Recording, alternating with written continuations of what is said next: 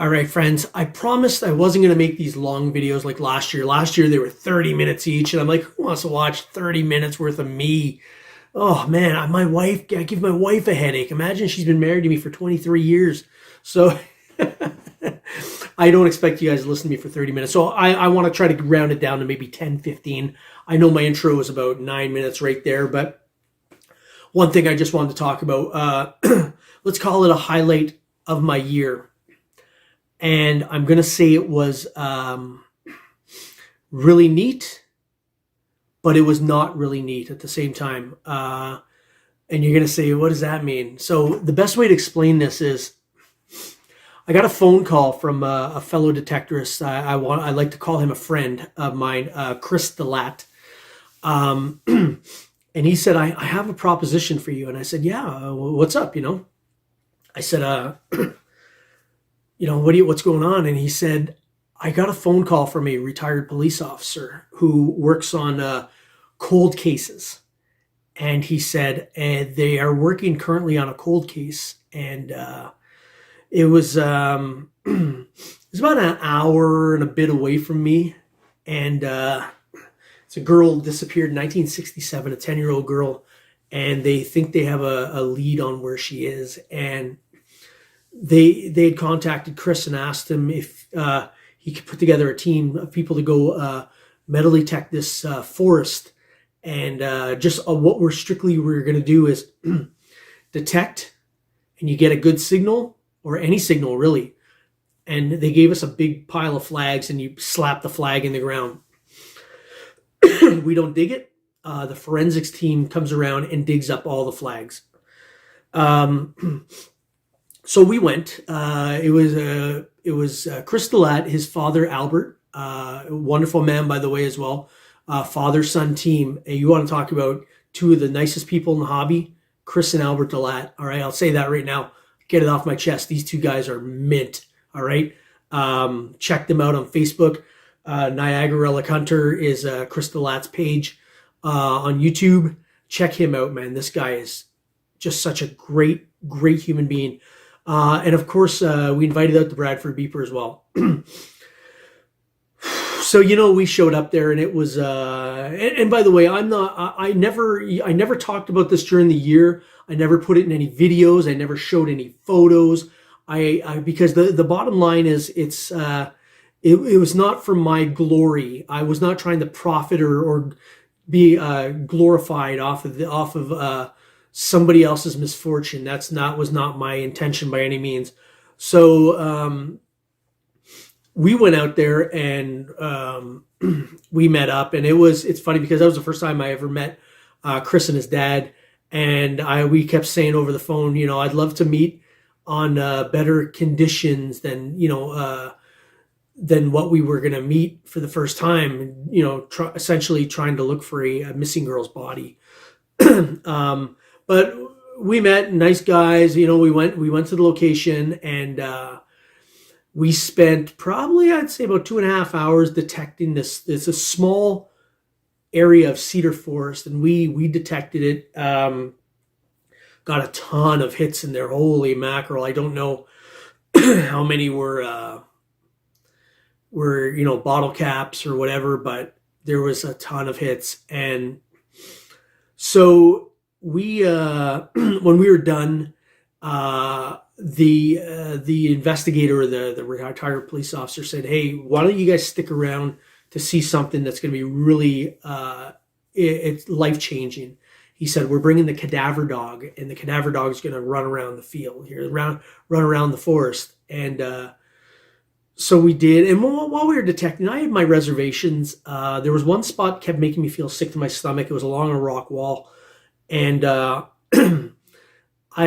actually had approached the investigator, and I said, listen, I'm not an investigator.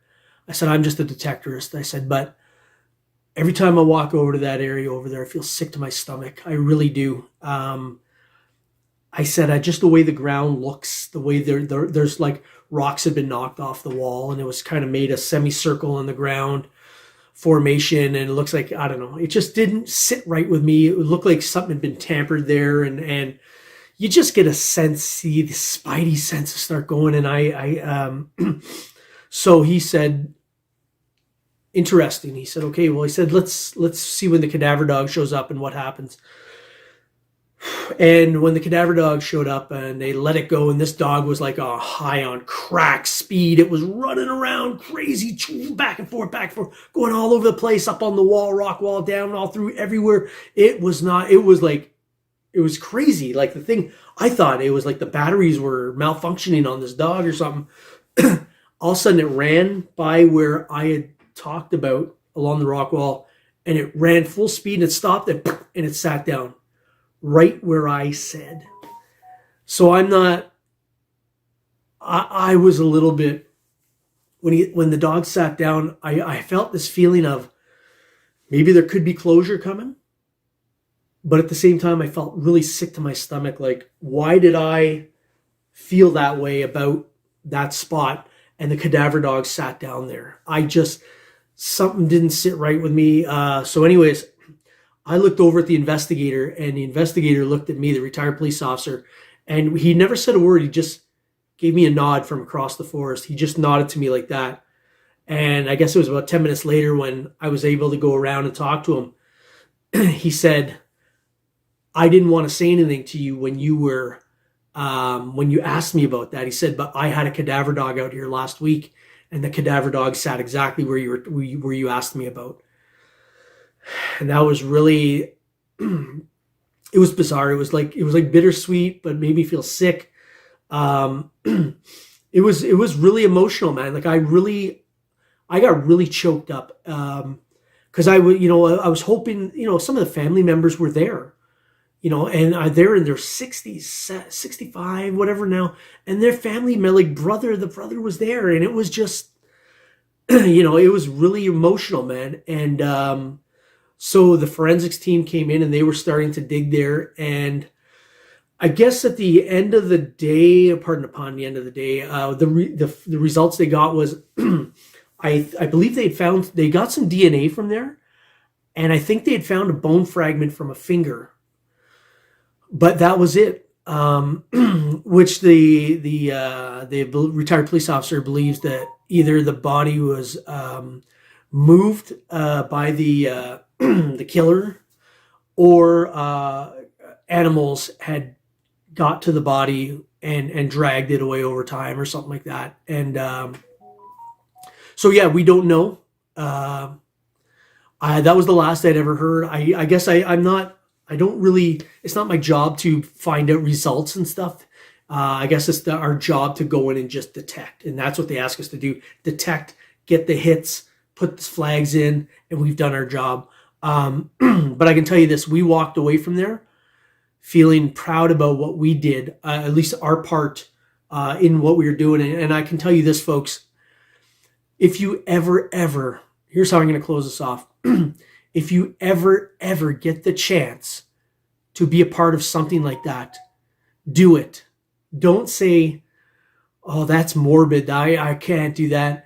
It's for the right reasons, trust me. And even today, like this, we did this, I think it was in the early September. And even today, I feel so proud about taking part in that. And at the end of the day, like I said, I didn't use names. I don't use locations, because it's not my to glorify me by any means. It was done for the right reasons. And like I said, you guys, you should definitely, if you ever get the chance, if you're ever approached by anybody to do something like that, do it. You will feel good about yourself. All right. It's the right thing to do. And the last thing I'll tell you quick, the brother of the missing girl, I guess he's like 60, 61, whatever he was. He came up to me and he introduced himself, and he said, where do you live? And I told him where I lived. And he said, that's an hour and 15 minutes away from here. I said, yeah. He said, hey, do you know me? I said, no, I don't know you. I've never met you before. He said, that's exactly what I wanted to talk to you about. He said, you don't know me. You've never met me. He said, you live an hour and 15 minutes away. You took a day off of work. He goes, to come out here and do this for me. He goes, and you've never met me. You don't even know me. And I told him, I said, because it's the right thing to do. Morally, it was the right thing to do. And I would do it again tomorrow in a heartbeat.